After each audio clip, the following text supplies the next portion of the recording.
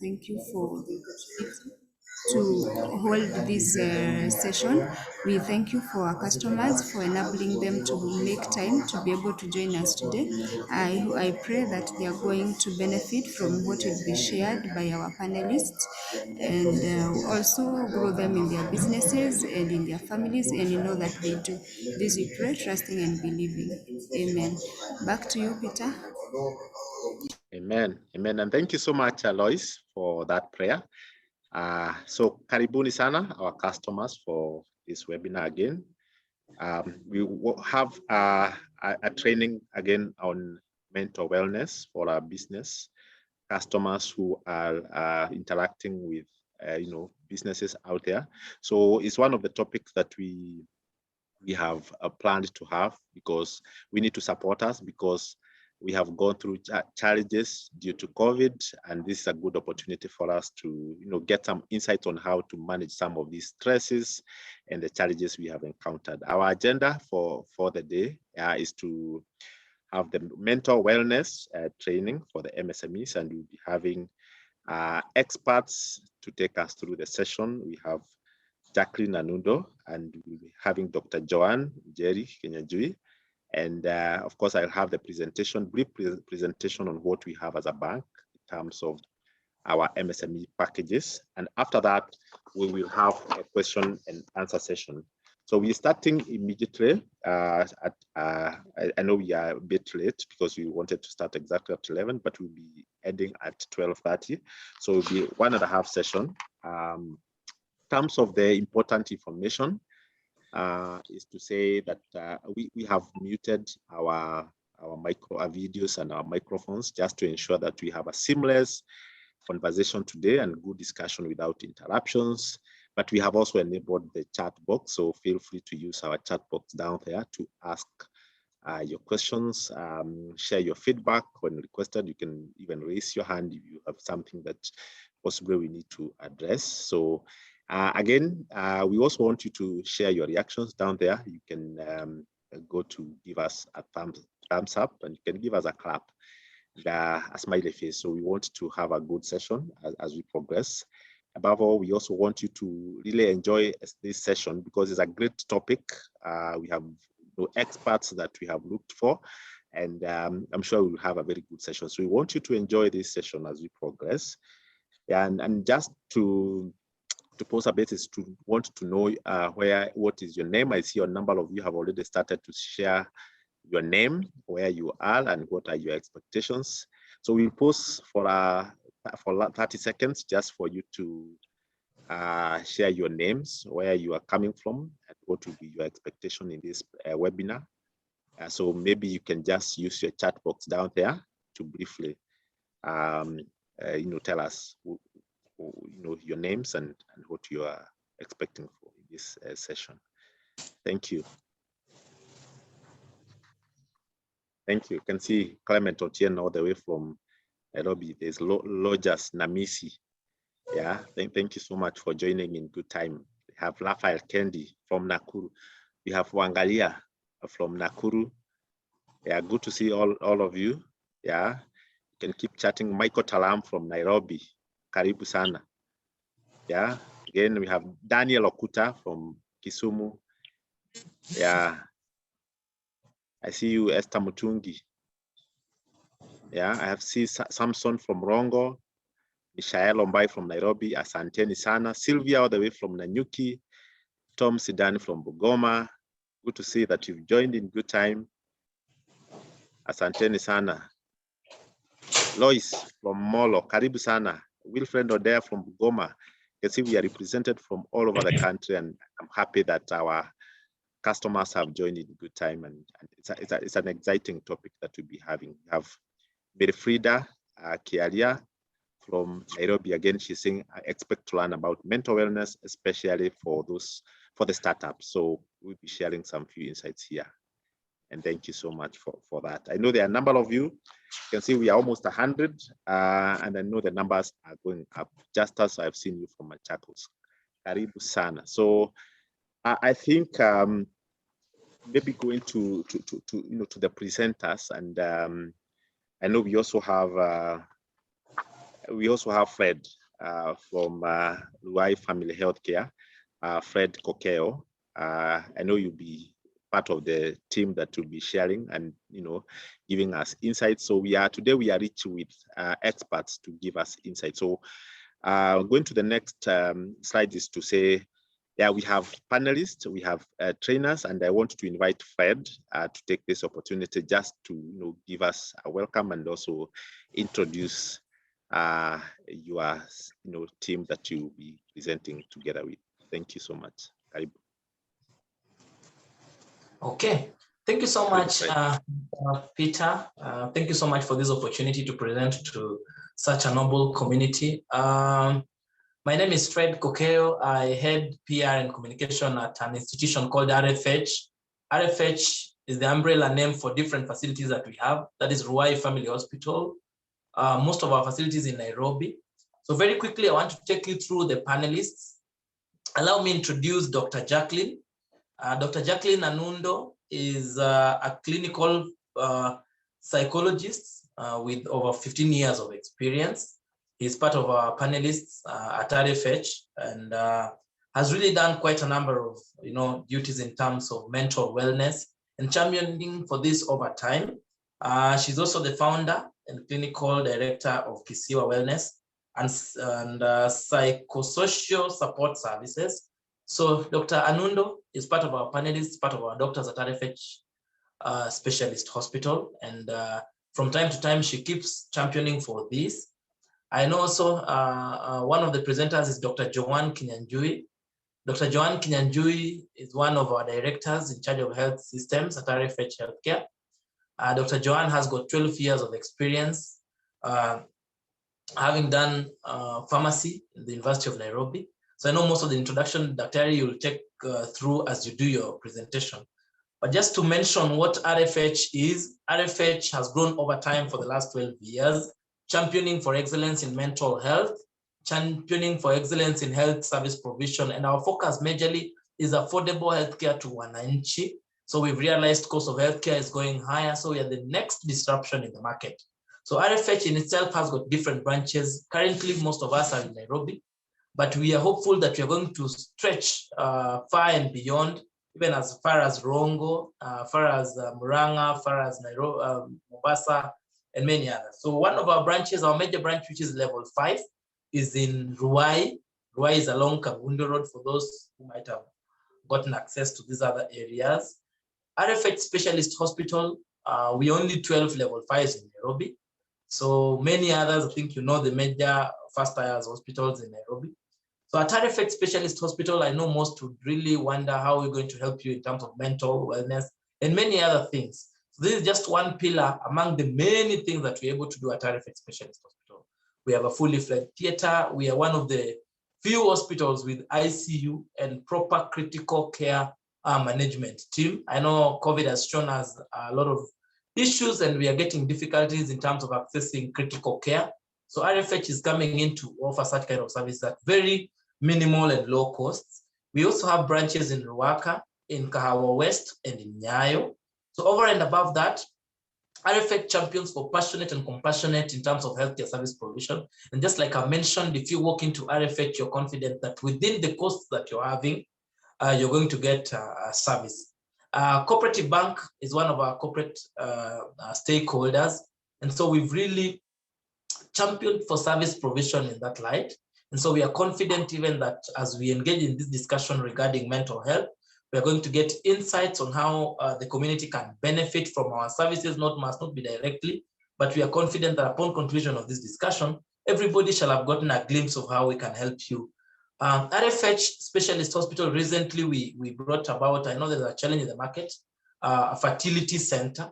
So I know for a fact, many people, mental wellness comes with also people trying to sire children, people having difficulties in those lines. So COVID shown us how to stay in the houses. So this is the time that we are understanding our partners. And sometimes there are challenges, for example, in regards to, getting children. I mean, it's difficult understanding this kind of concept. So RFH in itself has brought this facility closer home, very affordable. So we are confident that we are able to assist people in those lines. having just your NHIF, for example, you're able to get service within our umbrella. You don't need to walk far. You can just walk into our service, into any of our service providers, and you're able to get help. I think I've really just highlighted what RFH is in a nutshell. So over to you, Peter, or rather probably if we could now introduce the next panelist. Take it over. Thank you so much. Thank you so much, Fred, for that brief and also the introduction that you work with there at RFH. So without much ado, I want to invite Dr. Joanne Kenyanjui to take it up and proceed with her presentation. And she'll also be telling more about herself. Thank you. Maybe Dr. Joanne, you can put on your video so that we see you and you can proceed. Yeah, good morning and happy new month. My name is Dr. Joanne Kenyanjui, currently working at RFH Healthcare as a director in charge of systems and procurement. I'm quite elated and quite delighted today to be part of this discussion, especially when you're talking about mental health. These are conversations that probably would not have been had a few years ago. But now I'm happy that the country is coming to a point where it's understanding the need for our society to be enlightened when it comes to mental health issues. So today in my conversation, we'll be talking about stress and how best you can be able to manage stress.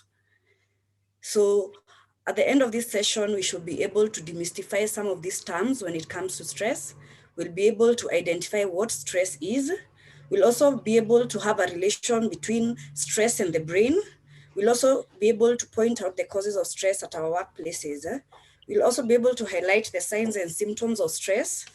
And we will look into various strategies that we can apply so that we can be able to manage stress best. So on our first slide, we'll be able to define what stress is. So stress is a state we experience when there's a mismatch between what the perceived demands and the perceived ability to cope. So this is how our body will react to a demand or a change, either within us or externally. We'll be able to look at different types of stress. We have the positive stress, also known as the eustress, more or less like a fun challenge. It helps us to stay motivated and we'll work towards goals and feel good about our lives. An example, like if you're in business, if you've just gotten a tender and yes, it will be stressful, maybe servicing the tender, but then again, when you look at the end goal, you're quite motivated to work towards it. So that's an example of a positive stress, more of a fun challenge. Another type of a stress is a negative stress, which is also known as distress. With this kind of stress, you feel a bit overwhelmed because you feel your resources are not enough. Resources in this term, identifying like maybe your physical, your mentally or emotional status is not able to meet a specific demand. Another form or type of stress is a short-term stress. This happens as a result of a single or a short-term event, maybe after you're just from having an argument, maybe with a supplier or with a customer. So that feeling you feel right after the argument is more or less like a short-term stress. We look at few related disorders that are related to stress. The first example of such a disorder is the acute stress reaction. This occurs following a stressful event. Maybe you've just been diagnosed with AIDS or cancer, or in this case, for the last few months, COVID. So at this point, the patient will develop a characteristic pattern of symptoms which will include bewilderment, anxiety, you're angry, you're depressed, there's increased activity or underactivity, or you feel withdrawn. These symptoms are usually transient and may start to subside within a few hours and may resolve completely within 3 days of their onset. Another type of stress-related disorder is the adjustment disorder. This is a more common psychological response to physical illness. It is less severe, but is more prolonged emotional reaction. The most predominant symptoms is usually you feel depressed and or anxious. It's more persistent. It's not persistent or intense to a point where maybe you're diagnosed to maybe anxiety or depression. Another type of stress is a post-traumatic stress disorder. This is when you experience something that is out of this life. Maybe you have been part of an accident that was really gruesome, or maybe you were in a terrorist attack, maybe the people in Westgate were able to go through the same. So in this, you'll be able to find symptoms like the flashbacks when you remember what had happened. You will have issues with sleep, you will have nightmares, you will also have emotional blunting, that you'll always remember of how things had happened. So how to manage this kind of stresses is, you are recommended to maybe talk to a person, but only when you're ready. But you cannot force a certain individual who has gone through this to seek assistance, because studies have shown a person who is forced into counseling, it is usually more harmful and unhelpful. So in the event that it has been identified that you're suffering from this kind of disorders, there are methods that can be used to make sure that you're able to gain your normalness. An example is you can be able to seek psychological approaches like cognitive therapy. Cognitive therapy is when you're able to change your way of thinking, where you're always thinking about the present behavior, and it also improves on your communication, and also it is geared towards positive thinking. In extreme cases, you can also be introduced to antidepressants. We'll be able also to look at stress in the brain. Why am I choosing the brain and not any other organ in the body? The reason we are choosing the brain is because the brain is the organ that is able to identify any stressor around us and to interpret it within our bodies. So we'll be able to look lightly in different parts of our brains and the functions that they play at any one point when stress is introduced. So we will look at the amygdala. Amygdala is an organ of the body. So the amygdala, the major role of the amygdala is it processes memory, decision-making, emotional responses. Like when you're in trouble, it gives the fight, the flight, or the freeze response. The amygdala will also activate the hypothalamus, pituitary gland, and adrenal cortex system. So what does this system do? So anytime there is a stressor in the body, the hypothalamus part of the body will produce a hormone by the name the corticotrophin releasing hormone. In return, this hormone will stimulate a gland in the brain that is called the pituitary gland. In return, this gland will be able to stimulate yet another hormone, which is known as the adenocorticotrophic hormone, which will stimulate the adrenal cortex to produce some corticosteroids. So what is the work of these corticosteroids when they're produced in the body? So they will produce, our glucose levels will go up. So what happens when our glucose levels are up? It will speed up our heart rate, and in return, blood will be pumped into other muscles. Examples, if you're fighting, the blood will go to the arms or the legs if you're fleeing, or if you're trying to run away from a situation. So this same hormone we usually see like mostly in the morning. That is when it is highly produced, and this only allows us to get ready for the day. So lightly, there's still these other organs in the body, these are other parts of the brain, where we have the thalamus, which key function is it will be able to filter in the sensory information to the cerebral cortex, which is one of the major parts of the brain that is basically the headquarters of the brain where all the major decisions are made at. We also have the hippocampus, which is involved in the learning and the memory and the emotions.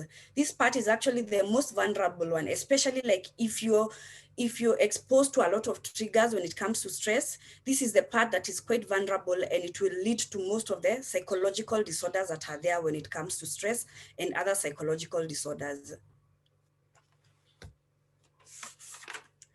So stress happens in a few stages. There's usually the first stage when it comes to stress. This is where the brain responds to a stressor. So an example, so when the brain, when the brain is able to identify a stressor, in return, it will increase the heart rate, you will breathe faster, your skin will become cold and clammy, and also you will feel a kind of feeling that we call the adrenaline rush. So after the alarm stage, we usually have the resistance stage, where the body tries to cope or to adapt to the stressors by beginning to process and to repair the damage caused by the stressor. So at this stage, we have a few of the behavioral indicators that can indicate that you're going through the resistance stage. There's usually you lack enthusiasm, where ideally on a normal day you would be quite excited to go to work, but when you're going through this, you don't feel like going to work, you don't feel like hanging out with family, and you feel like, as it is overall, like you feel down, that you don't want to do a lot of the things that you normally could do. You also feel withdrawn. There'll also be changes in your eating habits, where ideally to some people, they tend to eat a lot, and to others, they tend to eat less. Also, you'll have issues with your sleeping. There are others who actually will stay through the whole night without sleeping. Then you'll identify some other people who now will either oversleep. You'll see you're sleeping during the day and you're sleeping through the night. Also, you'll have the feeling of always feeling angry and fatigued. Also, the cognitive indicators in this stage, you'll have poor problem solving techniques. In situations where probably you'd have gotten a solution, you find it that you're having quite a hard time solving a problem. You'll have that feeling of always feeling confused. You'll start having nightmares, or you'll be very quite aware of your environment. The emotional indicators of the resistance stage is you're very sad at any one point, you're fearful, you have anxiety, you have panic, and you have guilt. On the last stage of stress is the exhaustion. So the exhaustion stage, at this stage, the stressor is not being managed well by the body. So the mind is not able to repair the damage that is caused by the stressor. So what does the body do in return? You'll start realizing a few changes in your body. You start having this, there are people who will always be complaining about they're having digestive issues. Either they're always feeling bloated or they're having issues with their tummy. They will start having headaches that you can't really point out where the headache is coming from. You'll start feeling withdrawn from your friends or from things that normally would have been normal. You'll also start feeling that, you'll also start seeing from your skin. Ideally, if you have a smooth skin, you start feeling like your skin texture is actually changing and you're having things like acne. Then you'll have insomnia and you'll have tension. So what are the first 5 leading stressors that have been identified? The first stressor that has been identified is our characteristic. We are all different kind of people. So you will find there are people who have different personalities. There are people with personality A and personality B. So the people in personality A, they're always way competitive, they're time urgent, they're hostile and quite aggressive. The people with personality type B, they're always relaxed, they're patient, and they're easygoing. So you will notice the people with type A, they will experience higher stress levels because they hate failure and will always find it difficult to stop working even after they've been able to achieve their goal. So there is the financial part of living life. As it is, the last few months have not been pleasant for most of us. Most of us have been able to lose jobs. Other people have been able to get salary decrease. So this kind of financial challenges are also the leading stressors when it comes to stress. Also, the relationships we have amongst us really can cause stress. May it be the relations maybe you have at your workplace with your colleagues, the relations that you have out there with your business partners, or even the relationships that we are having at our homes, especially during this COVID time when we were all quarantined at home. Like most people had quite a challenge because ideally you are used to a partner or children who are either going to school and coming back in the evening. Now comes this issue that now this pandemic that we are all contained in one house. So those kind of relationship challenges can lead to stress. Another issue is health. I think most families have been quite unfortunate when it comes. An example, I'll use COVID because that is what we are currently currently going through. So when a person is infected with COVID, so that kind of stressor, when it comes to your body, and then the body is unable to contain it as a stressor, at the end of the day, you'll find such an individual or the people living around the individual will start ailing from stress. So also the workplace where we work, we know like we work maybe the most hours in a day, we usually spend it at our workplaces. So if our workplace is not as conducive as it should, we always find ourselves that we are stressed. So what are these few things that at our workplaces can lead to stress? An example would be if there's a work overload, if there's so much to do, and even if there's less to do, that equally can lead to stress. When there's a lot of stress at our work environment, if there are targets to be made, if there are so many demands that we are unable to meet them. Also, if there's a role ambiguity, when you don't know specifically what you're meant to be doing at work, that also is a leading cause of stress. Also, like if there's enmeshed boundaries at work, when you feel like you're stepping every other thing that you're doing, there's no clear role, you feel like you're stepping on people's toe, so you're always hyper vigilant in what you're doing. That also can be a cause of stress. So what is the impact of chronic stress in our lives? So as we have seen earlier, it can affect our physical health when you have the headaches or the stomach disorders. It also will affect the way we decision make, and also will always be distracted and will have issues with memory loss. We'll also have a characteristic where we are always fearful and anxious over unknown things. Also, like the way we learn things or the way we adapt things becomes a bit different. Then we will adopt to things like addiction. We've seen, especially during this period for COVID, drug addiction and alcohol addiction has become quite a challenge, where you have seen that people have turned to what they think will ease their burden, but in real sense, when we are addicted to these things, it actually complicates the clinical picture. It also affects how we communicate to everybody else.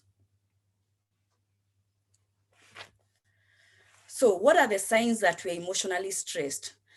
One of the signs is that there's a heightened startle response. You'll find maybe when you're just doing your things normally, when a person taps you, you are startled for no reason. So that can be a sign that you're going through emotional stress. Another sign is like if you are always anxious, agitated, or irritable. There's also depression.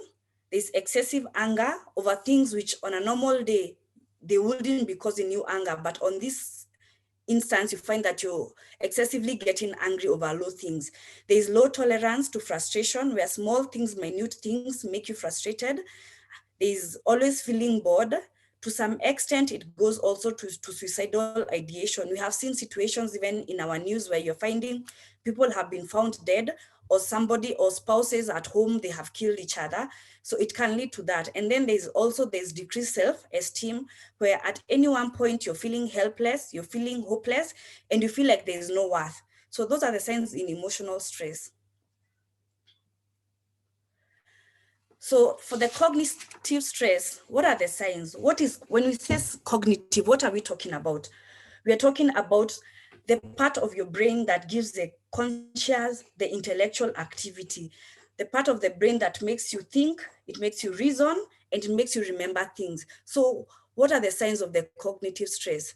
There's diminished concentration, where maybe when you're having a session like this, you can concentrate for the first 10 minutes, and then the next 14 minutes, your mind is elsewhere.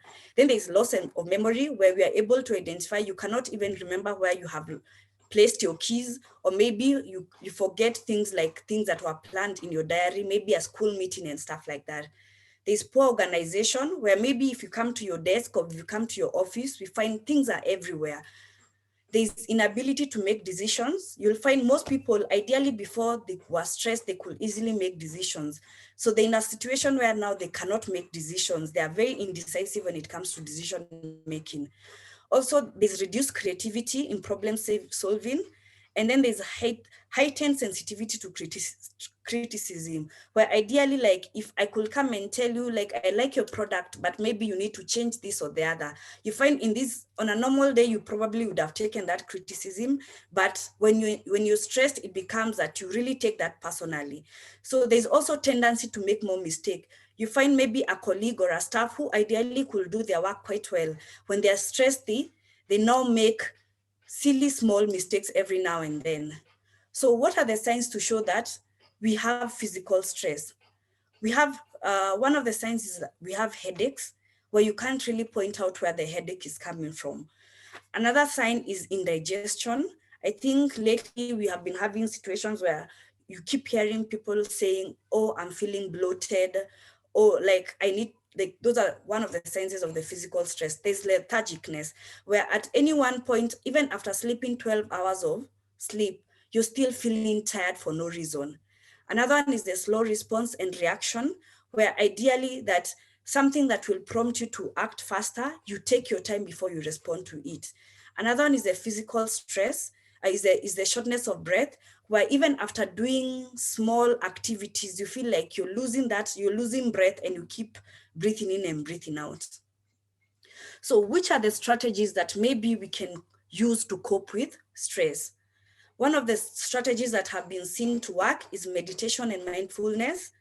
This will help you grow and strengthen the organ. I think we spoke about the hippocampus, which is a part of the brain, which is quite vulnerable to the stress stimuli.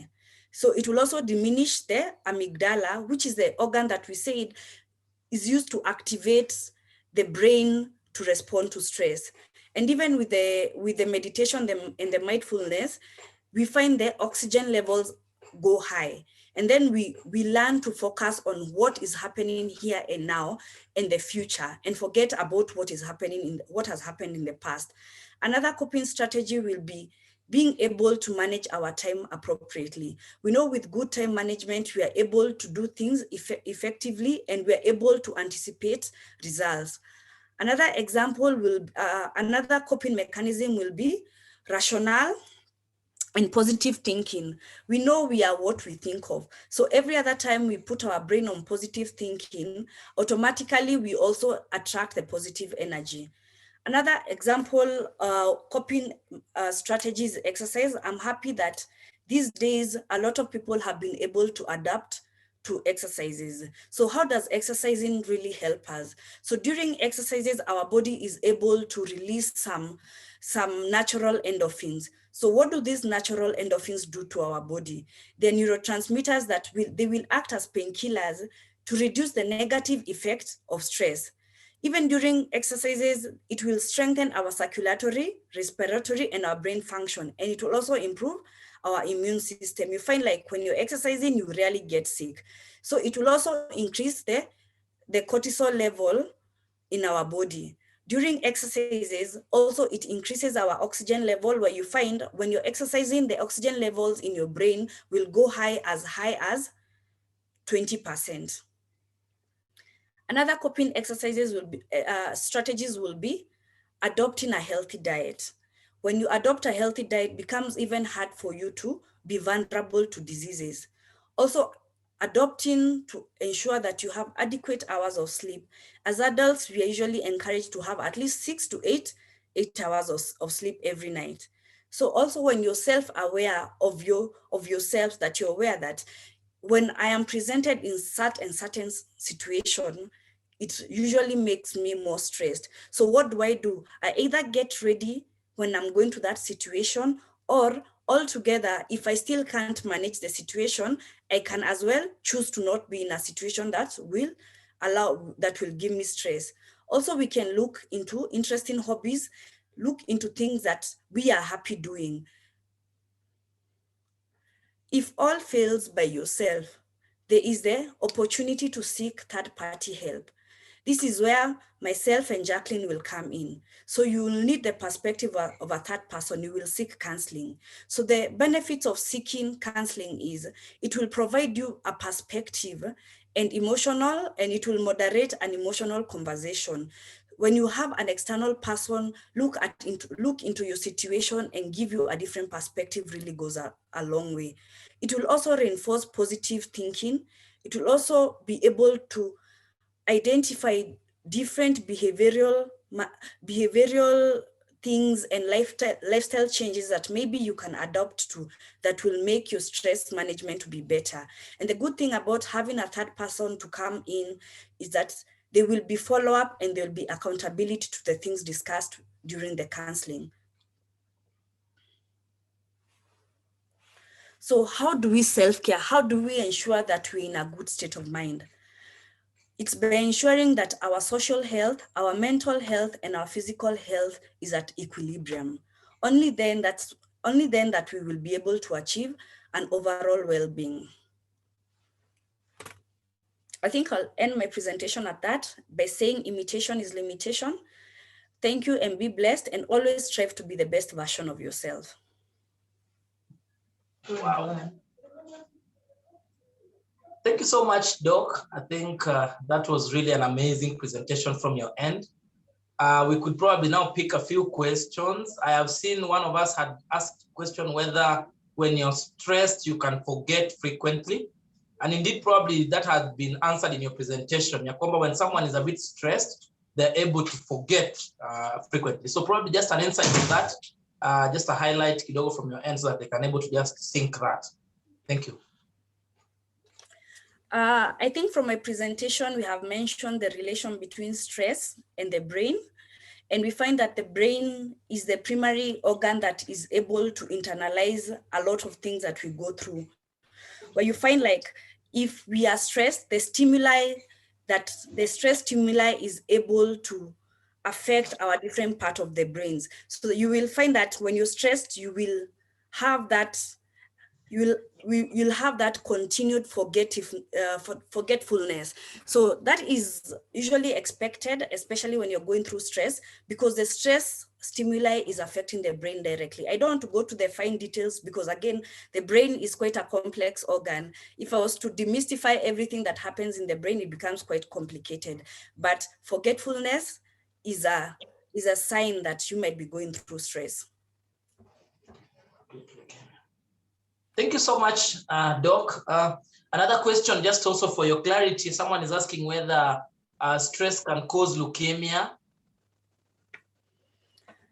I wouldn't say stress will cause leukemia, because what is leukemia? Leukemia is a cancer related to the blood. So we understand with cancer, what is cancer? Cancer is when your body cells are multiplying more than they should. So not necessarily directly, but leukemia can be a cause of stress. That's fair enough. Thank you so much. I also saw a participant requesting for us to share the presentation so that they can see. I think that one is confirmed. We will be able to share the presentation once we are done. Any other question from the team? Then probably we can see what we can do. And then we can take it over to Dr. Jacqueline.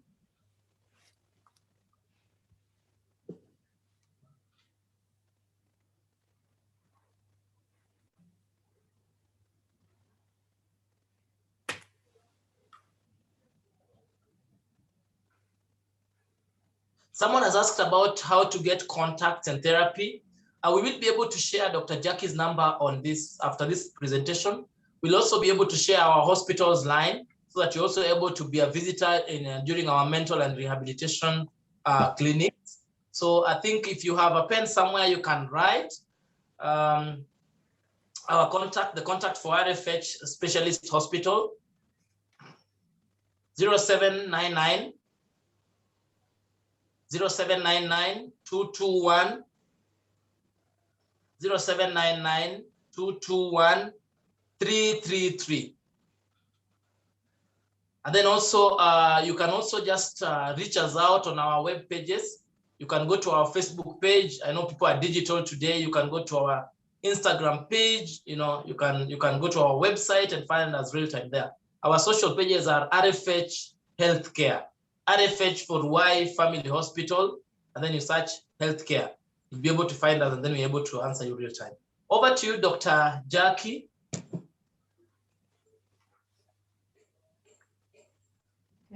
Thank you very much, Fred. Thank you, Dr. Joanne, for that very insightful presentation. I'm sure we have learned a lot, and we've been able to now associate the science behind, you know, that could lead to stress if we don't take care of ourselves. So I'm here today to talk about burnout. And before I even go into my presentation, I just want us to do this test so that as I'm doing the presentation, you can be able to tell whether you are suffering from burnout or not. So this will take us like just 5 minutes. And once you're done, I would like you to just give reactions on the chat, either a thumbs up, a clap, raise your hand so that I can know that you've actually been able to do the test. So Fred confirmed that my screen can be seen. Yes, I confirm we're able to see it. All right, okay. So now this is a burnout self-test that you can be able to do on your own. so that you can be able to tell whether you are burnt out or not. And that will be my topic of discussion. So I feel the question 1, I feel run down and drained of physical or emotional energy. So you can score 1 if not at all, 2 if rarely, 3 if sometimes, 4 if often, and 5 if very often. So that is how you do this test for all those questions. So we'll take like, I think 3 minutes to be able to do this. It's a very short test. Once you're done, just give me a reaction on the chat.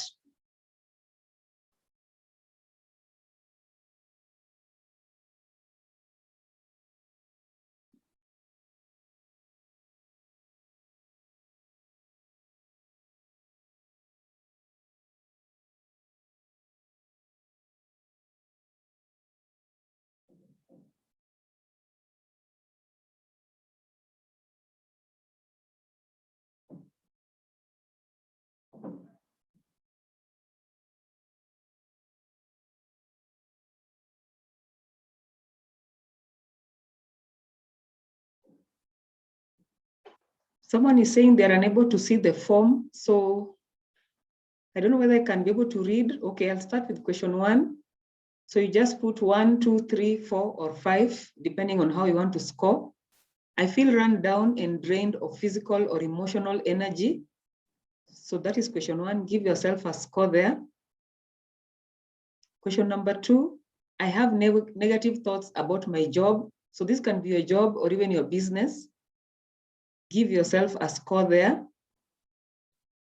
Question number 3, I am harder and less sympathetic with people than perhaps they deserve. Again, give yourself a score. Question number 4, I am easily irritated by small problems or by my co-workers or even people that you're in business together with. Give yourself a score. The next question is that I feel misunderstood or unappreciated by my co-workers or the people that you're in business with.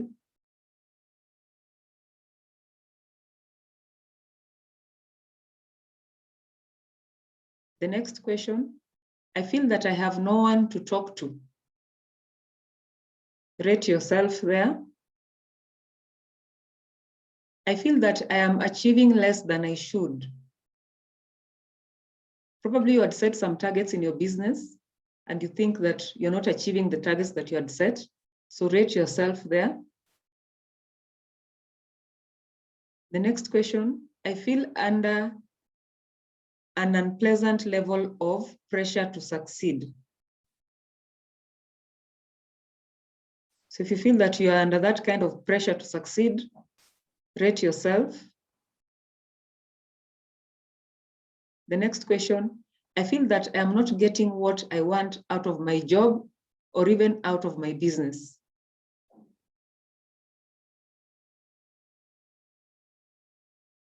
The next question, I feel that I am in the wrong organization or wrong profession or wrong business.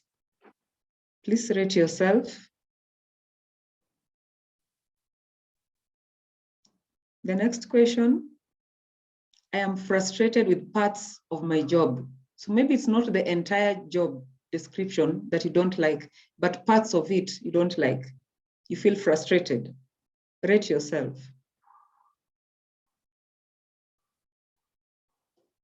The next question, I feel that organizational politics or bureaucracy frustrate my ability to do a good job.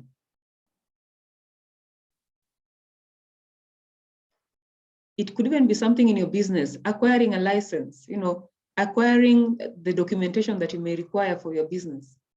It could even include taxes and things like that. So the next question, I feel that there is more work to do than I practically have the ability to do. Rate yourself.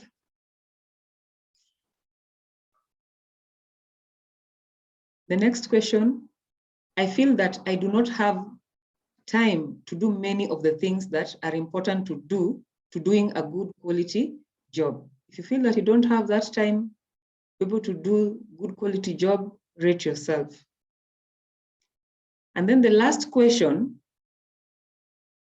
is that I find that I do not have time to plan as much as I want to.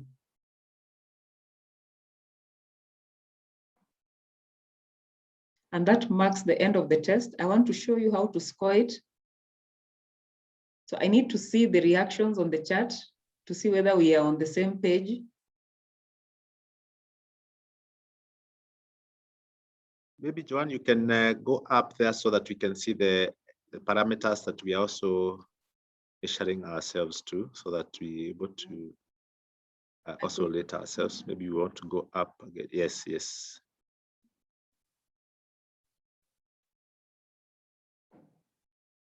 Thank you.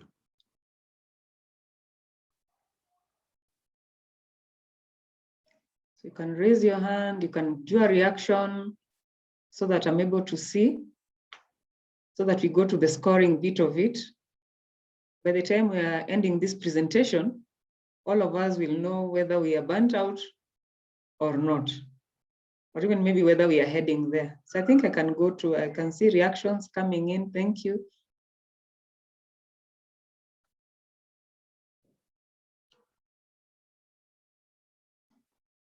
So you need to total up those scores. Like, for example, if you scored 1 here, you'll just add 1, 1, 1, 1 like that. 2. Look at the columns, what you scored, and just make a total of that. If, for example, question 1 was, I feel run down and drained of physical or emotional energy, and you scored 5. So on that column, on that row, it will be 5. The next one, whatever you scored, plus that number, plus that one, plus the next one, and all of them.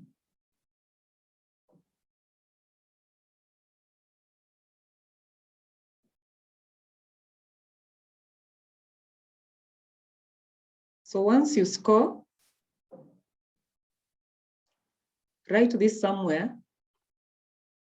If you scored 15 to 18, then you have no sign of burnout. If you scored 19 to 32, then there's a little sign of burnout. If you scored 33 to 49, then you are at risk of burnout. Probably you are at what we call borderline. If you scored 50 to 59, then you have severe risk of burnout.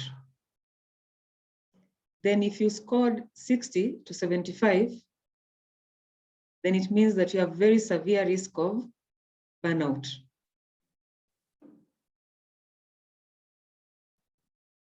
I want to give a disclaimer that this test does not give you a diagnosis of burnout. It only helps you to identify your level, your risk. Yeah, that's why we have these levels. Those who are severely at risk of burnout, those who have little sign of burnout, and those who have no sign of burnout. So this is just to help you to rate yourself and to be able to determine whether you're at risk of suffering from burnout. I think I will stop sharing this so that I now go to my slides. But take note of your score, take note of the interpretation, so that even as I go through the slides, you're able to identify your level of risk.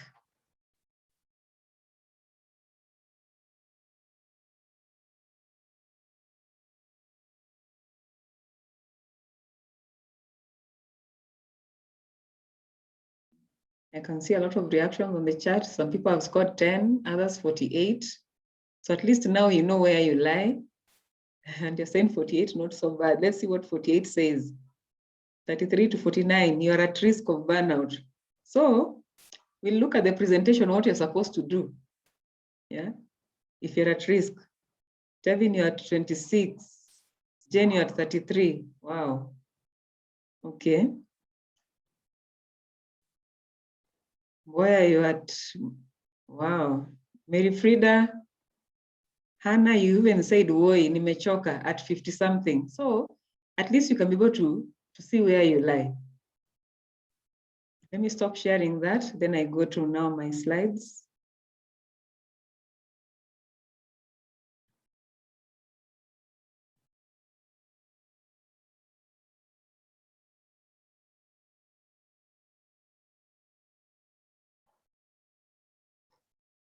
So wacha tuone where we lie so that we're able to learn how to manage burnout. Yeah. But before I go into burnout, I just want to say that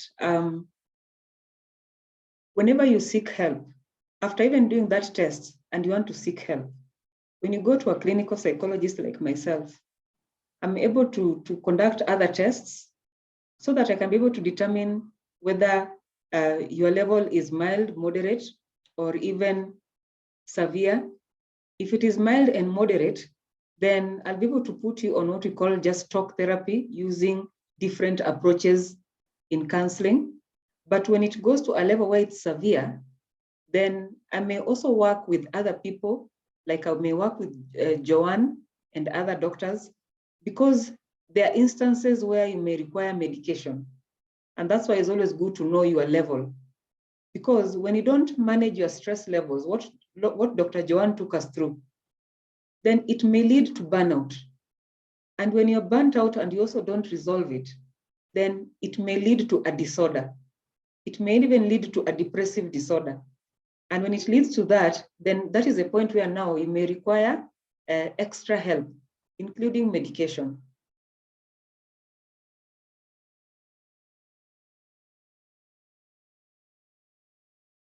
Okay, so let's look at what used to happen before COVID. So during pre-COVID, there was a lot of display of affection. People were hugging, shaking hands. You know, we were all working, we were busy due to engagements, doing our hustles.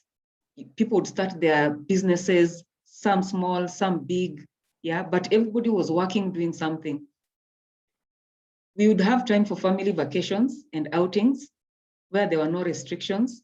There was economic stability, resources were available, and we were less exposed to online world because we were so busy, you know, trying to go about our daily hustles.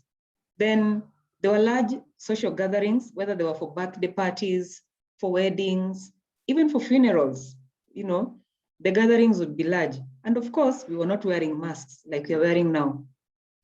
So come COVID, now during COVID period, on the positive side, there have been a lot of more family time spent because most people now are working from home. Business people, most of them also went online to be able to sell their wares or even their services online. So there was a lot of exposure to, to these gadgets. However, there have been a lot of economic strain because of pay cuts, because of job losses, because of closure of businesses. So it has put a lot of economic strain in all of us. Increased use of substances. People have not been able to cope with the stresses that have come with COVID, for example, that have come with the job cuts, that have come with the closure of the businesses. Yeah. In other counties right now, the curfew time starts at 7. So you find that at 7 maybe would be the time when you used to really sell a lot, because people coming from work would be able to pass by and buy the goods that you're selling. But you find that people are rushing to go home. So there is that loss of income in that area. So people have been using substances to self-medicate, to help them to be able to, to deal with the stresses that they're encountering. Then gadget frenzy. Right now, I can see that we're almost 137 in this call. It means that all of us have a gadget that has enabled us to be able to join this meeting. In the past, people would not go for, people would go for phones that would not enable them to, go online, what we call the mulika mwizi. But right now, you find that you have to invest in a gadget that can enable you to go online most of the time because you're doing business online, or you're joining a meeting, you're joining a training, you're working from home. And then even virtual meetings fatigue has been a constant problem because you find that maybe at 7:30 I was in another meeting, at 10 in another one, at 12 in another one. So you're always in these virtual meetings and it can get fatiguing at some point. Now, because of the lockdown and spending a lot of time together, we've had increased cases of gender-based violence, intimate partner violence, domestic violence, suicide ideation, or even suicidal attempts. Because many people do not know how to manage their stress levels. They do not know how to solve problems.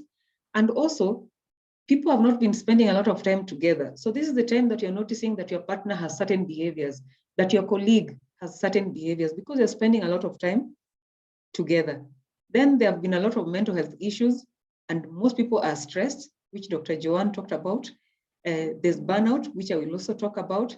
And there have been a lot of cases of depression and anxiety among other disorders.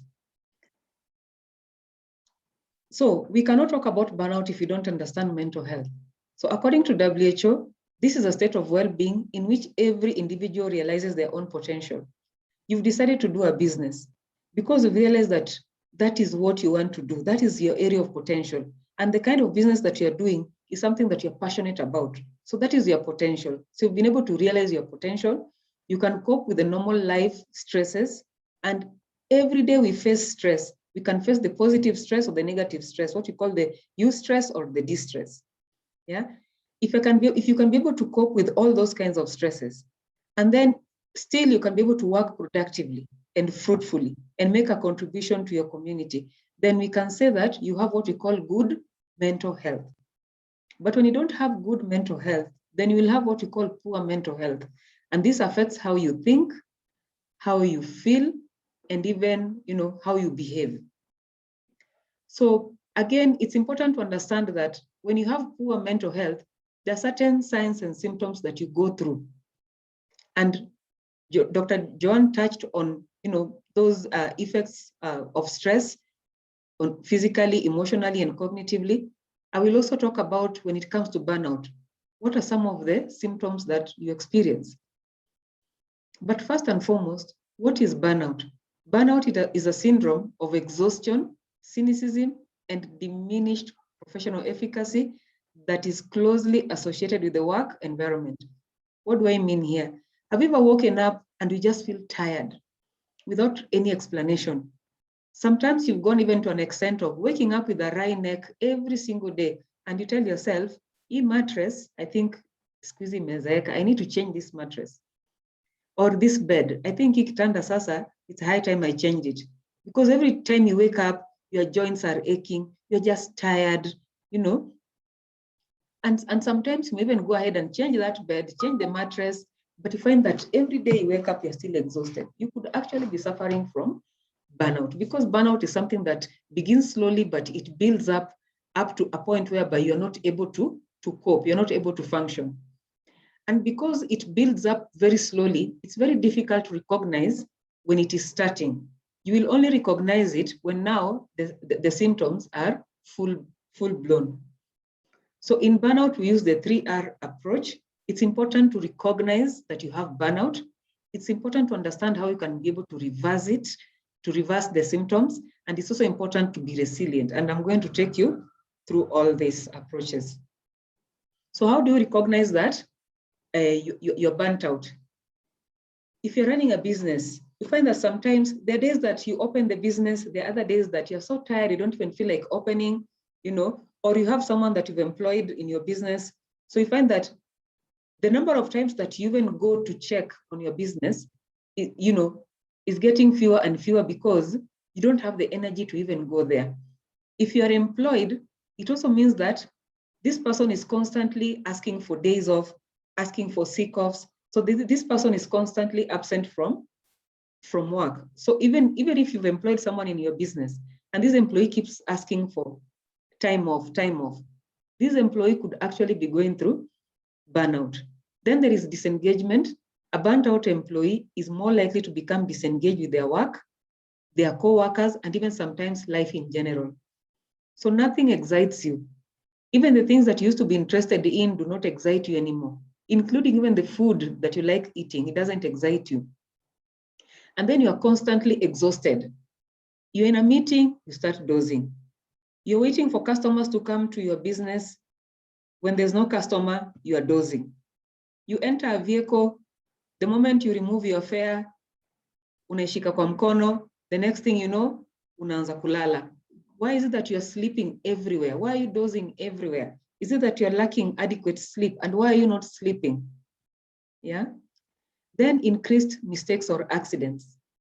If an employee is experiencing burnout, the chances of them being involved in workplace accidents or making errors will increase. Even at home, you find that you're going to hold a glass in anguka.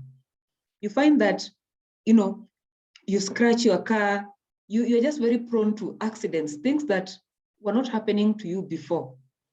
You hit your leg when you're walking, yeah? So those increased accidents are also signs that something is not right with you.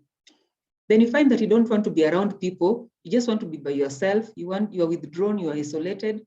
Sometimes even your phone is ringing, you don't feel like picking it up. Sometimes you see a message and you feel like people are bothering you with those messages. When you start feeling like that, then it means that something is not right with you. Then you become very, very sensitive. Even comments that you used to take as a joke, you no longer take them as a joke. And sometimes you find offense, even in things that people look at as jokes, because you are very, very sensitive.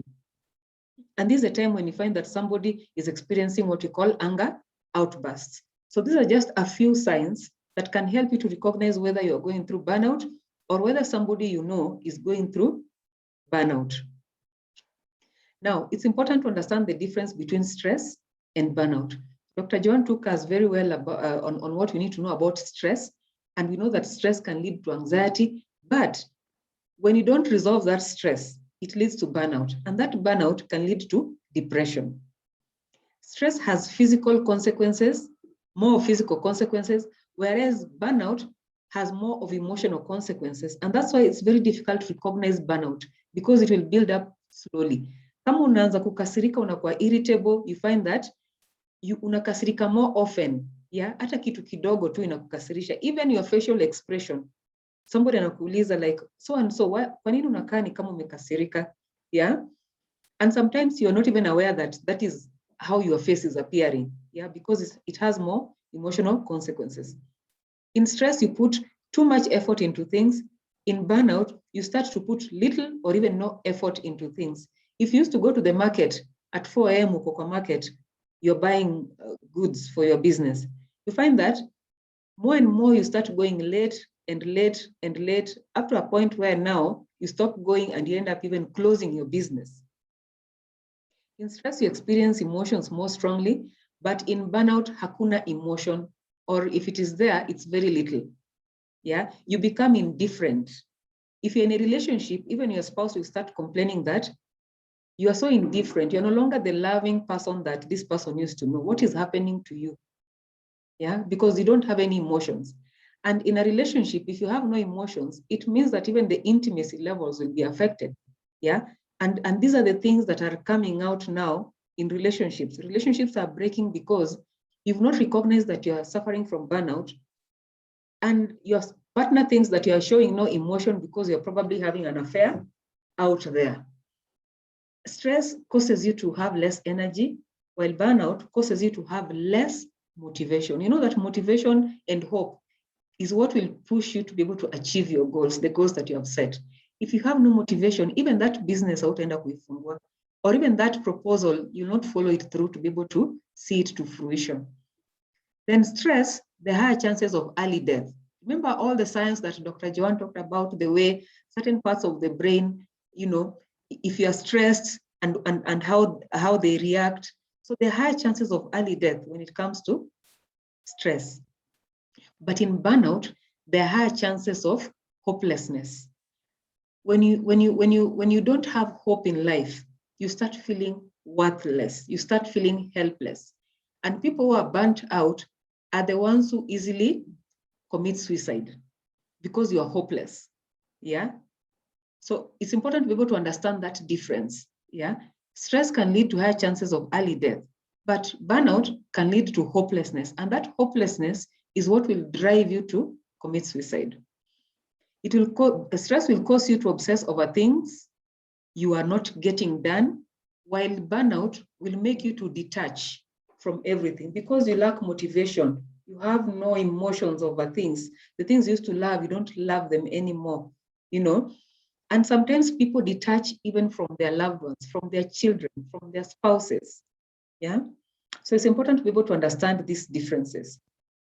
Some of the physical signs of burnout include insomnia. Insomnia is whereby you go to bed, you toss and turn, you can't sleep. Or when you go to sleep, you will wake up at a particular time and you can't go to sleep again until morning. Utakaa macho mpaka asubuhi. Yeah, and this is something that is not ya siku moja. You find that every other day you cannot be able to sleep. Chest pains, heart palpitations. And in this era of COVID, some people have confused the chest pains that you get from burnout, like the chest pains that you get when you've been infected with the coronavirus. Heart palpitations, your heart is just beating very fast. Shortness of breath. You start having these gastrointestinal pains that you can't explain.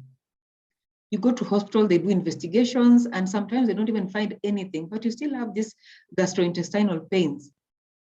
Increased illnesses, leo kona homa, kesho unakohoa, unajikuna macho, So you find that your illnesses are just increasing day by day.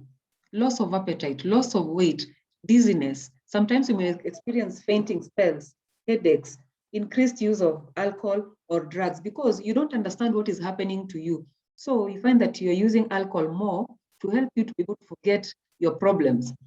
Emotionally, you're exhausted, you're drained, you're anxious, you're sad, you feel guilty, you feel worthless, you even feel trapped.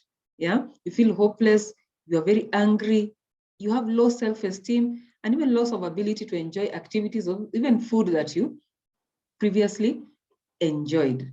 The mental signs would include impaired concentration. Someone is talking to you and you zone out.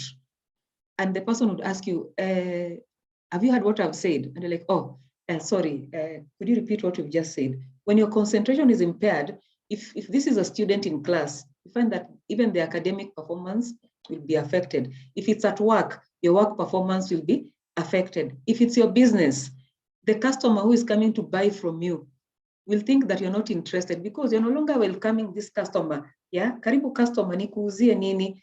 You're no longer interested. You've detached yourself. You become forgetful. Yeah, umesema nikuuzie nini?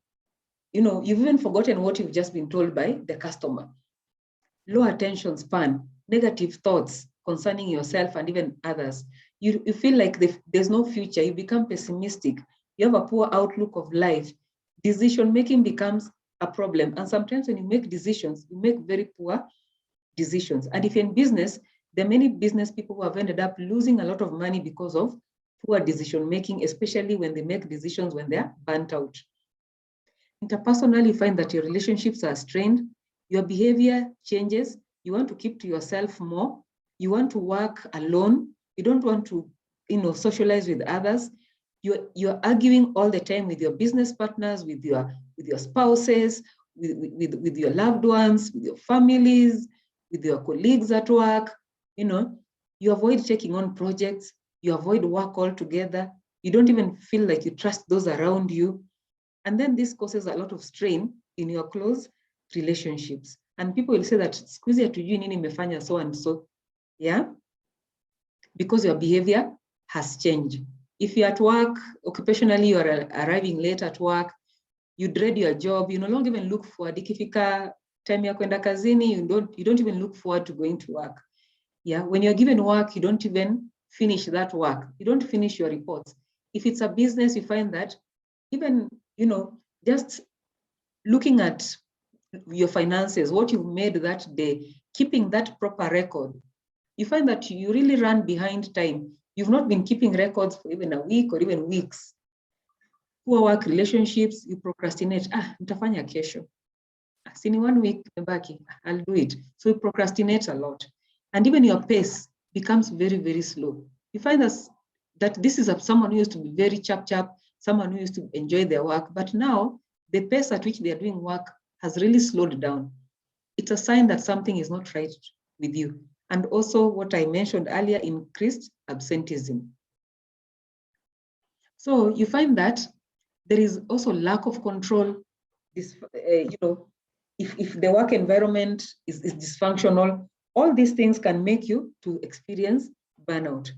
If your roles are not very clear, then it's also something that can cause you burnout, yeah? Or even what you call unclear role expectations.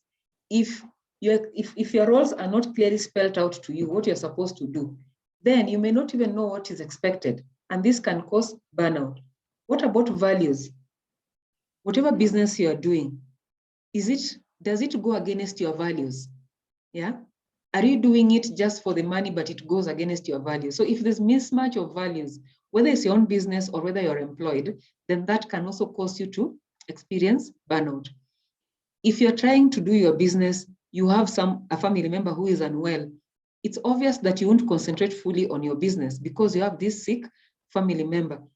And this, of course, drains your resources, it drains your energy, drains your finances. So it could also lead to burnout. Are you in the right business?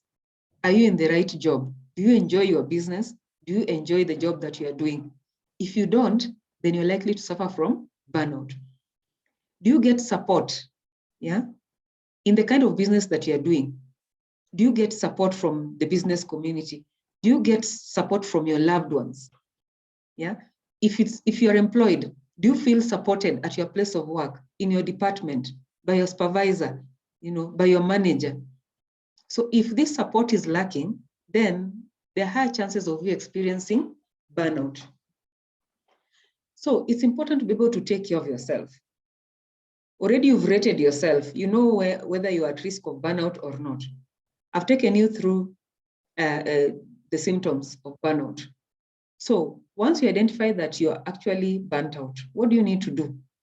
You need to engage in what we call self-care, because self-care is essential in preventing burnout.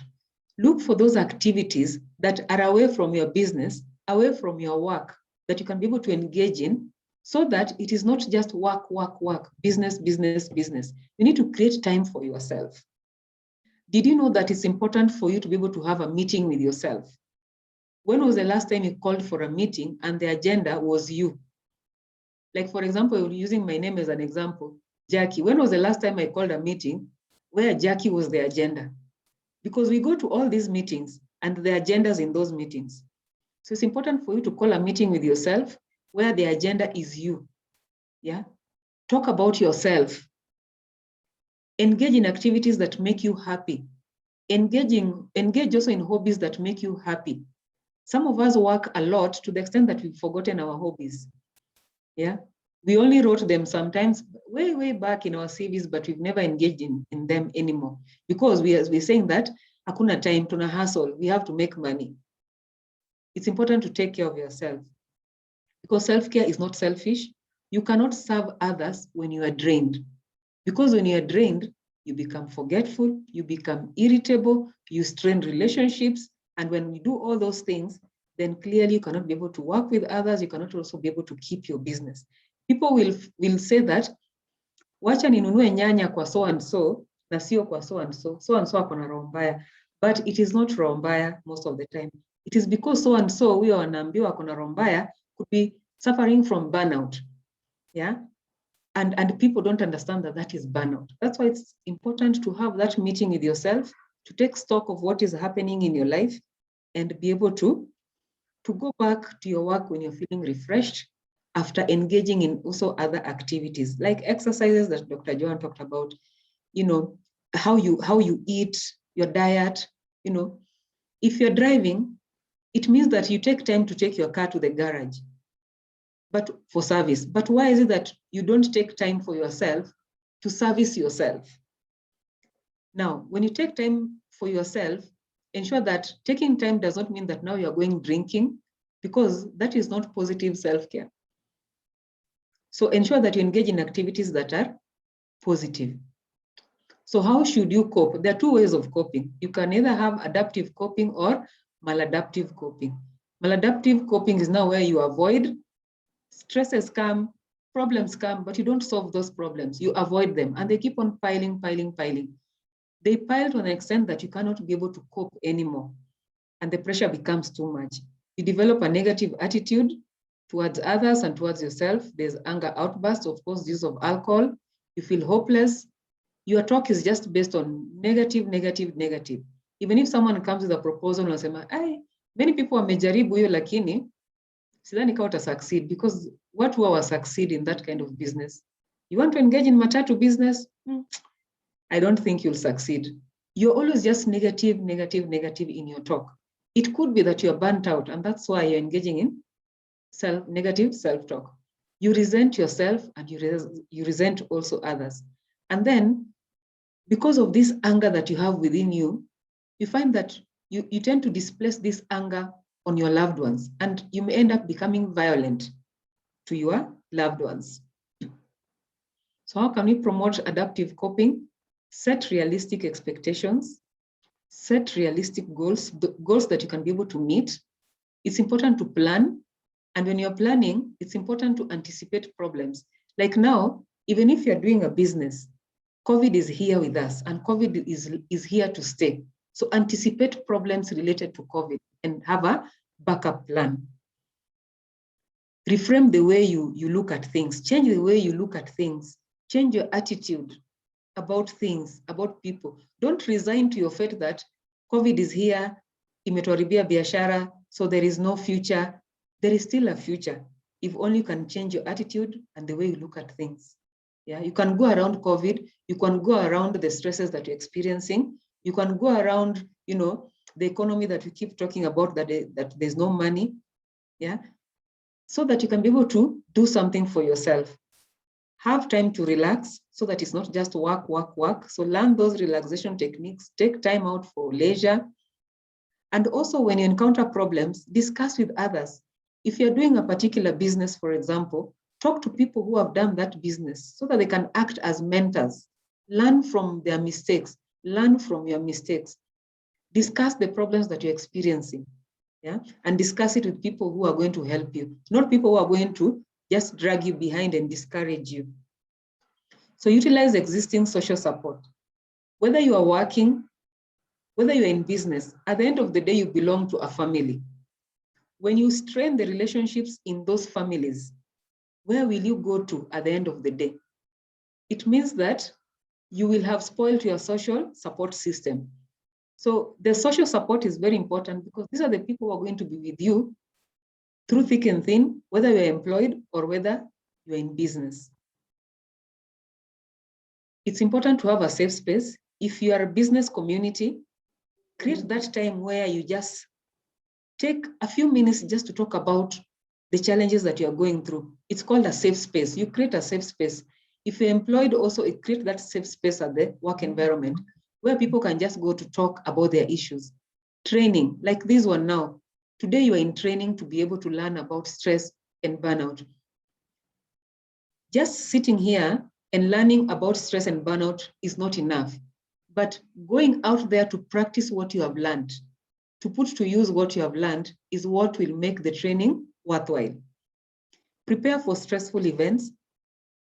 Nutrition is very important. Eat healthy, avoid skipping meals, exercise, include exercise in your daily regime.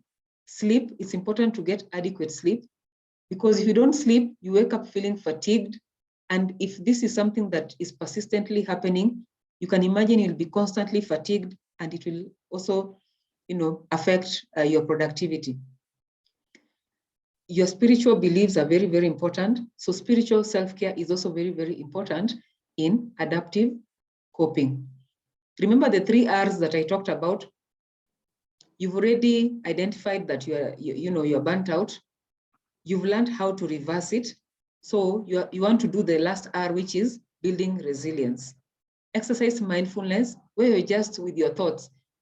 We are so busy that we never have time for ourselves, where you can just sit quietly without the phone, because again, we spend a lot of time on social media that we tend to forget about ourselves. So mindfulness is very, very important. Build a work-life balance so that it's not just work, work, work. It's important to balance your work and also your social life, your spiritual life, and all those aspects of life. Learn to say no. Don't just say yes to please everyone. Learn to say no to things that even you are seeing is going to put pressure on you or drain you. It's important to take detachment breaks within the working day, whether you are running your business or employed. Walk around a bit. Don't just sit in one spot from morning until evening. Accept change as part of living. Set boundaries. Adhere to the work or office culture or business culture. Build a social support network, which I mentioned before. Build a positive self-perception and create smart goals. It's important also to practice self-care. Remember, we keep talking about self-care, self-care. Self-care is very, very important. And then learn to seek help and also to accept help. When it comes to management, sometimes after, for example, you've come to me, I've done my assessments, and I've been able to determine that you need help. The kind of help that I will take you through may involve a multidisciplinary team. Probably you've not been eating well, so we may need a nutritionist to come in. Probably you could also be having some issues. We may also involve a gynae in the team, a physician in the team. You know, we could involve a psychiatrist in the team. So depending on what is found during assessment, then you may find that one person is being treated by several people. So you may require medication or you may not require medication. You may require talk therapy. And it's important also, again, I repeat, self-care. Remember, this self-care is something that we've been repeating through and through. As I come to the end of my presentation, I just like to end by saying that working hard for something we care about is called stress. But working hard for something that we love is called passion. And that marks the end of my presentation. I'd like to take it back to the moderators. Thank you. Thank you, Jackie. Thank you, Dr. Jackie, and thank you so much, Dr. Joanne. I think that was very good. I see participants are very happy. They're saying this is very informative, and they're asking for the slides after this, and I promise that we'll share. And we are still working on the videos, and we'll also be sharing. So I can see time is not on our side, but I think listening to the stress and the burnout, I think I didn't know that burnout had those, challenges, and I think there are quite a number of insights that we are picking from the two of you presenting, and even for our customers, this is critical for us to manage our businesses better. And there are a few questions, maybe before time, and I know Moses Gitao, our head of business banking, is on the call. But before he comments, I want you to possibly share to answer two questions. One here is from Evelyn Okech from Nakuru, and she is asking, how can you get a stressed person to seek help, especially when they don't believe that they are stressed? So how do you make sure that these people will actually go to admit and go to seek for help? There's one from Mary Frida. She's asking, is overeating a sign of stress or burnout? Possibly you want to, either of you can comment on that as we proceed. Thank you. Okay, thank you, Peter. We lost you there at some point. Okay. So someone is asking, Mary Frida is asking, is overeating a sign of stress or burnout? Maybe you want to comment on that. I think the other one from Evelyn, she had asked, how can you get a stressed person to seek for help when they don't believe that they are stressed? Yeah, thank you. Okay. Yes, overeating can be a sign of stress, because when you're stressed, you're not conscious about even what you're eating. And sometimes you may even ask the person, what did you have for dinner? And they really think a lot, what did I have? It's because they've been doing what we call stress eating. So you find that sometimes when you're doing stress eating, you end up eating a lot more than you normally eat, because you want something to occupy your mind, to take it away from that stress. And that's why some people go, they eat a lot, other people take alcohol, because you just want something to take it out of your mind. So it's a sign of stress. How can you help someone identify that they are stressed? Remember, for example, when it comes to burnout, these symptoms build up slowly, and the person who is burnt out may not notice them. But you, because this is someone that you know very well, you may be able to say that, for example, I can say that, Peter, I've known you for a long time, and I'm seeing something that is unusual with you. You are constantly irritable nowadays, you're withdrawn, because I know Peter. So these are the things that you can be able to tell the person, that I know you, and I can see that nowadays I've noticed the following. So those things that you've noticed, bring it to the attention of this person. Because sometimes people who are stressed or burnt out, they themselves are not aware that they're stressed or they're burnt out. So because you know this person, bring it to their awareness. Yeah. Then Peter, the third question was that, can you remind me? Okay, I think there were two, but maybe another one. Can people have signs of stress and burnout at the same time? This is coming from Robert Mwangi. And elaborate more on self-space. So those two. Okay. Yeah. Yeah, there's a thin line between stress and burnout. And that's why I was giving those differences between stress and burnout. So long as you notice something unusual, you may not put your finger on it and say that this is stress and this is burnout. But so long as you notice anything unusual with yourself or in your loved one or in your colleague, yeah, then that is a sign that this person needs to do something about it, because this is something that is not usual with this person. Okay, so there's a thin line between it, between stress and burnout. When you're burnt out, remember I said you lack motivation. You have no motivation completely. When you are stressed, that energy can be there. Remember Dr. Joan talked about that flight-fight response. The adrenaline can be there to keep you going. So you have the energy. But in burnout, even getting out of bed sometimes can become a problem. You have no energy completely. Mtu anaamka asubuhi anasema nimechoka. You come to work in the morning and the person is yawning, anasema amechoka. Yeah.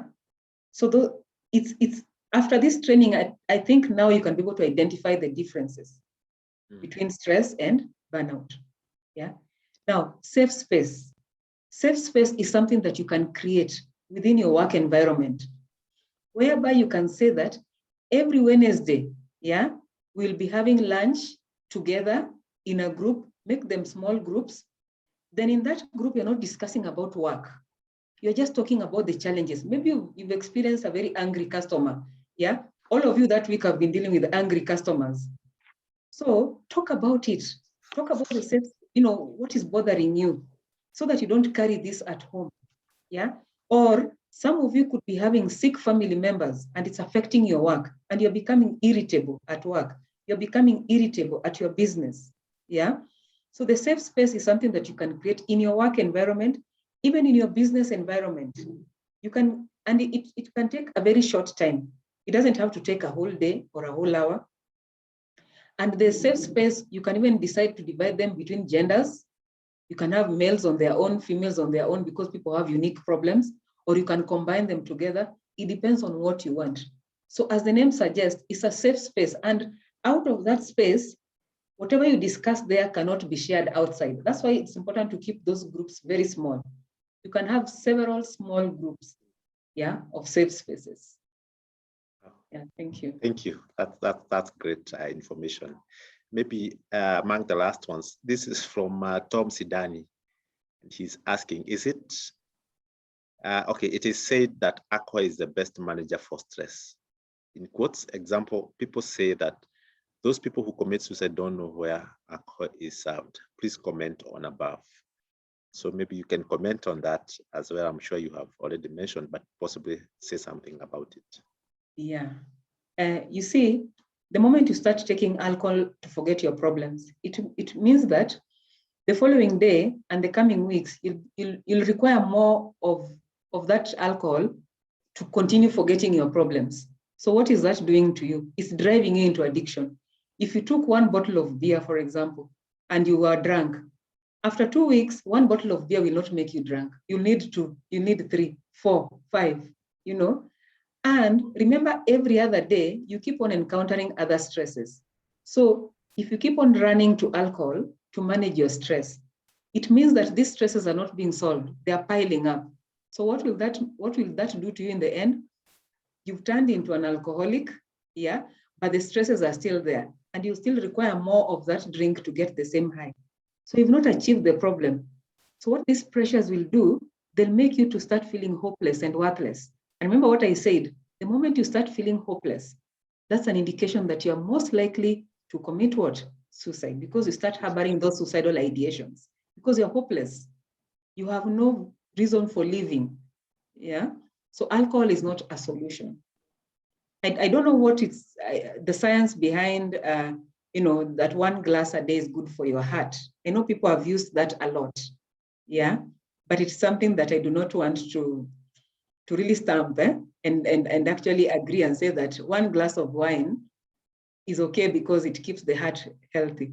Yeah, probably it could be a myth, it could be the truth, but I think when you're using it to solve a problem, then the alcohol itself will become a problem in the end. Thank you. Right. Thank you so much, Dr. Jackie, for those insightful comments. I think because of time, one of the things I've seen being asked here is on the material, on the content and the video. And just as I promised, in the last one, we shared the slides, and we continue to share even these ones and the recording. So for the emails that you used to join this training, please check before the end of the day. We'll be able to share the slides and also the recording, the link. Maybe Moses Gitawi, if you can hear me, I want you to maybe comment as Jackie could put maybe the very last slides on the call to action, as I invite Moses, our head of business banking, maybe to give some comments as we come close to the end. Moses?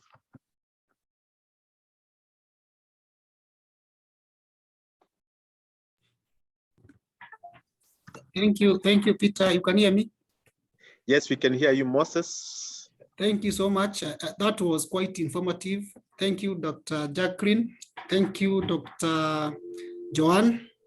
And I think, Fred, your support person, thank you so much. That was quite informative. For my customers, I think this is one of the commitments that we made to say that we'll support our customers in the non-financial services.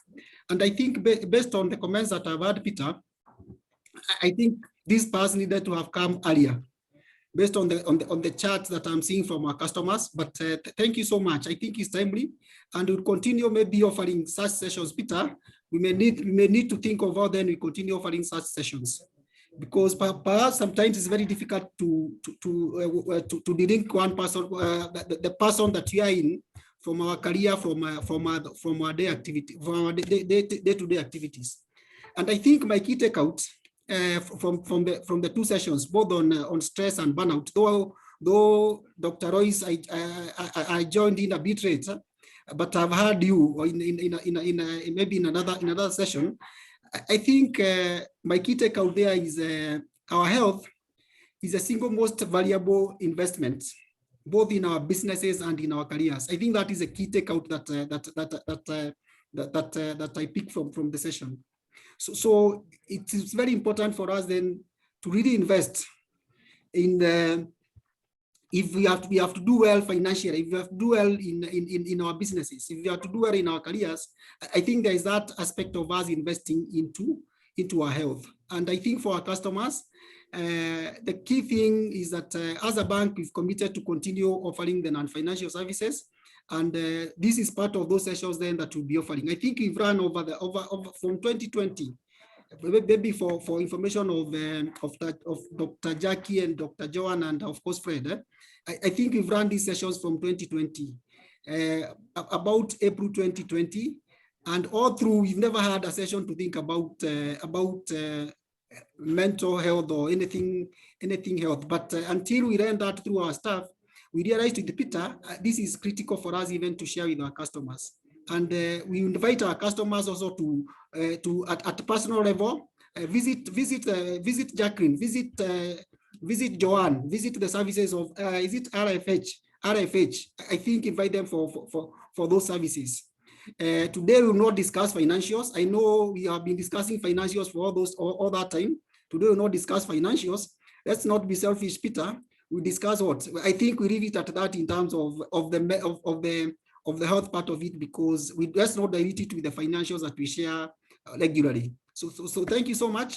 And I invite those who are not banking with us, those who are not my customers, I invite you to patronize Cooperative Bank. Joanne, Jacqueline, Fred, you're also invited. I know you've partnered with, you also invited to partner with us in terms of banking services and all those other sessions that we run. And even the sessions we run, we would also want to also give back to this community, the RFH community. in terms of the financial education that we have been running as an institution, Peter. So let's make them also part of our engagements in the regular sessions that we run. So thank you so much. God bless you. Thank you so much. Thank you, Moses. So as we come to close, I want to take the very last comments from Fred, and of course, Dr. Joanne and also Dr. Jackie, just to give the parting shot as we close and as we say on the next steps. Thank you. Okay, thank you so much. One more time, I think we are really delighted to have had such a session. And sometimes we realize that the little things that we don't talk about really matter big time to most Kenyans, for example. And having that discussion, I think we're able to just see what we can do to just also assist the few, or rather the many people who are living in strain in their villages. RFH Specialist Hospital, RFH Healthcare as an umbrella is really having competency in terms of mental wellness and rehabilitation. And so my call to action would be anyone who is having any kind of inquiry or other questions regarding how we can make them more comfortable and more settled, reach out to us, reach out to our online pages, reach out to our call lines. You can also call our doctors directly anytime, any day, so that we're able to just save lives, because we know stress in itself is also a major, major cause of deaths in this country and entirely Africa as a whole. Thank you so much, and may God bless you. Thank you, Fred. Dr. Joanne?